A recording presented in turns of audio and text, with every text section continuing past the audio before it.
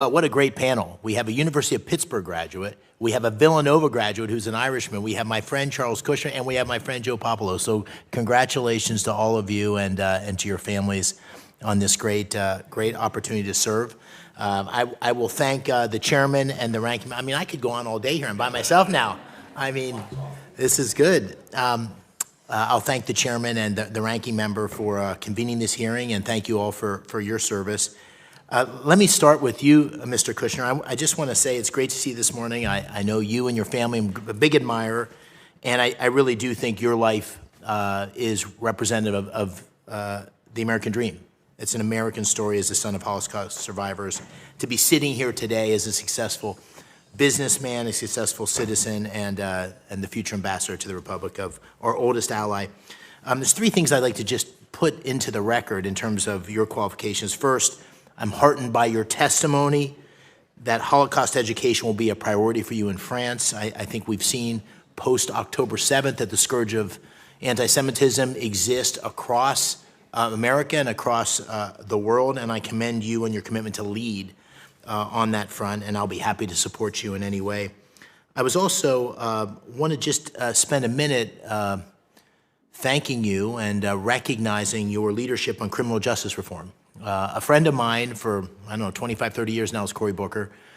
Cory and I have spoken about your leadership in New Jersey and all that you have done to help young men and women returning from prison get back on the right path in their lives. And I want to share for the record a specific statement from Senator Booker, and I quote, "I can unequivocally say that without Charlie Kushner, we would have not passed the bipartisan First Step Act, which led to the liberation of thousands of Americans from unjust incarceration and unjustifiably long prison sentences.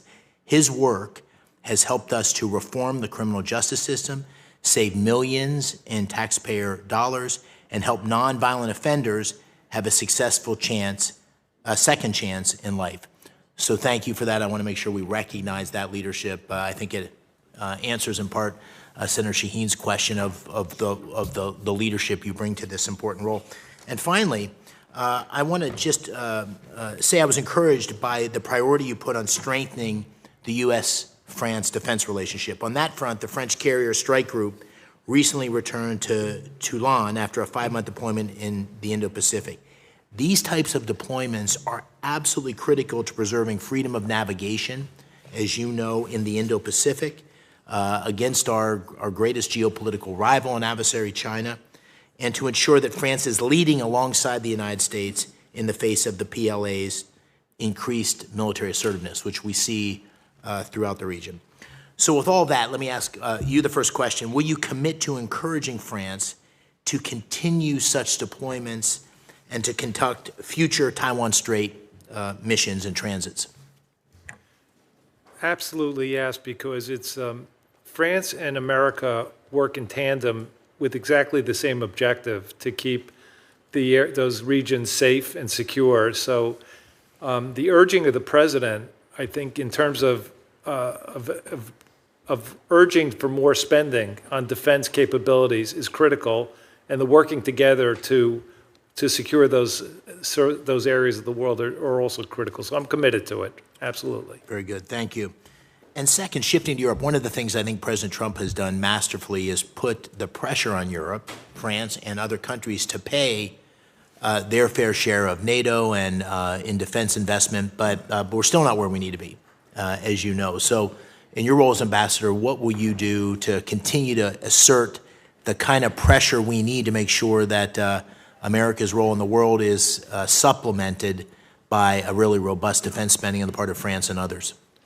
I think President Trump has done most of the work already because Macron, in particular, they've increased their from their GDP to 2.something% of their spending, but it still ranks the lowest third. They're 19 out of 32 of the allies.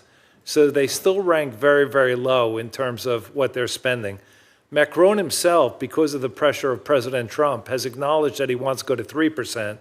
So it's the job of myself and whoever else can insert influence to get him up to the 5% mark of the GDP, and I plan to try to be influential to push just that. Very good. Thank you. And I'll just try to squeeze in one more question. Ms. Campos, shifting gears to drug trafficking. It's a big deal in Pennsylvania. We have a huge fentanyl crisis.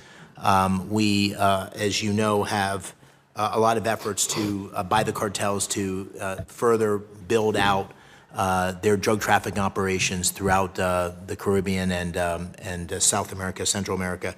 What, in your role, will you commit to working with law enforcement and really making drug trafficking a priority? Thank you, Senator, for that important question. As you know, the Dominican Republic, and as I mentioned in my statement, and the Dominican Republic and the United States already have a really strong relationship across all the anti-drug trafficking, anti-criminality operations. As you also know, we haven't had an ambassador in the Dominican Republic for 4 years. So I'm hopeful that if I'm confirmed, that getting there will help reinvigorate, strengthen that partnership that we already do have with the Dominicans, strengthen their commitment and our commitment as well. Thank you. Very good. Thank you all.